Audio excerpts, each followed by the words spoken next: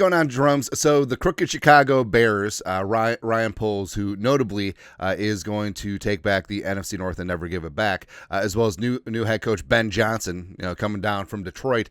So their mandate has been going to fix the offensive line, try and protect Caleb Williams and make sure that he doesn't die. And then now also, if they check the boxes along the offensive line in free agency, maybe they take Ashton Jeanty at 10, which I don't know. Like I feel like all of these things could go right for the Bears, and they're still going to fail miserably.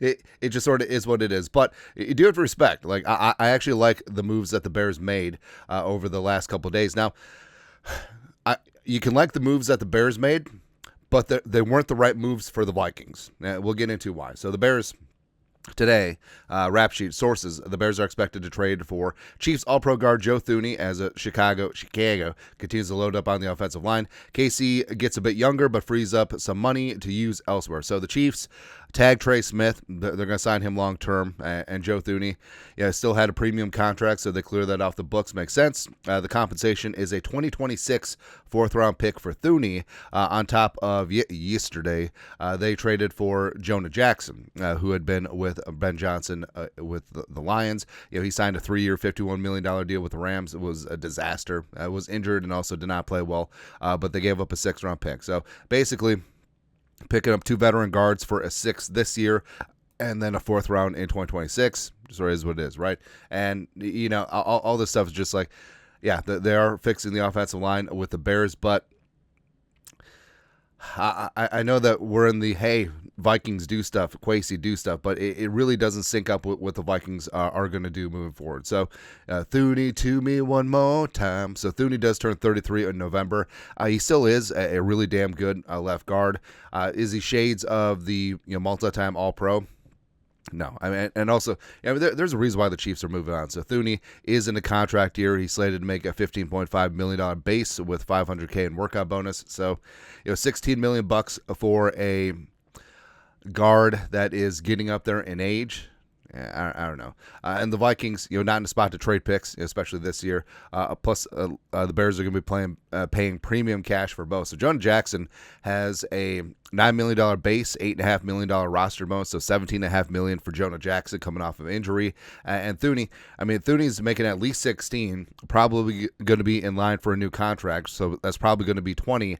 So that doesn't really sync up with Kwesi Moneyballs, because Kwesi will sign veterans, except it's not going to be on premium deals. So I even though I like and respect Joe Thuney, this isn't 4 years ago. This isn't when he was a free agent with the Patriots, eventually signing with the Chiefs, became the highest paid guard in NFL history. And so Thuney, still really damn good at guard, just don't have him play left tackle, as evidence from the Super Bowl. You could make a case that Thuney was the Chiefs' worst offensive lineman in the Super Bowl, but playing left tackle, it's whatever.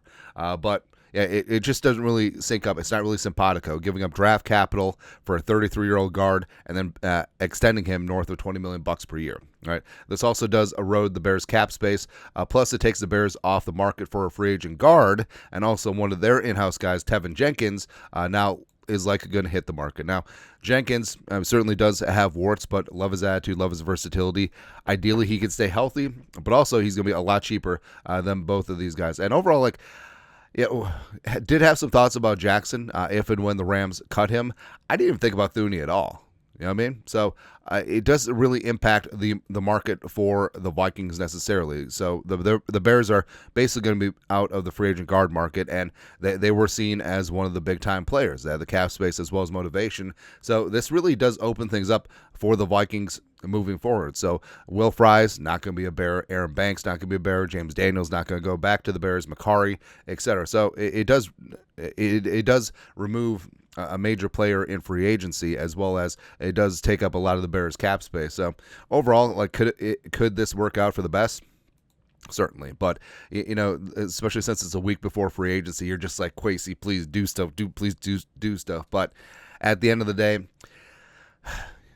I mean, Thuney's a headliner name, but you're not giving up capital and giving him a new contract. And Jackson, that's whatever. And remember, Jonah Jackson made a Pro Bowl with Ben Johnson, but he's never been a solid pass protector. He's been more in the run game. So you have a guard who can't block and is getting paid a lot, and you have an old guard who's going to get paid a lot that's heading for his decline. So, classic Bears.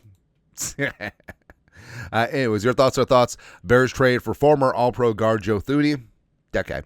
Let us know your thoughts. Comment section. You guys know what to do. Skull production value.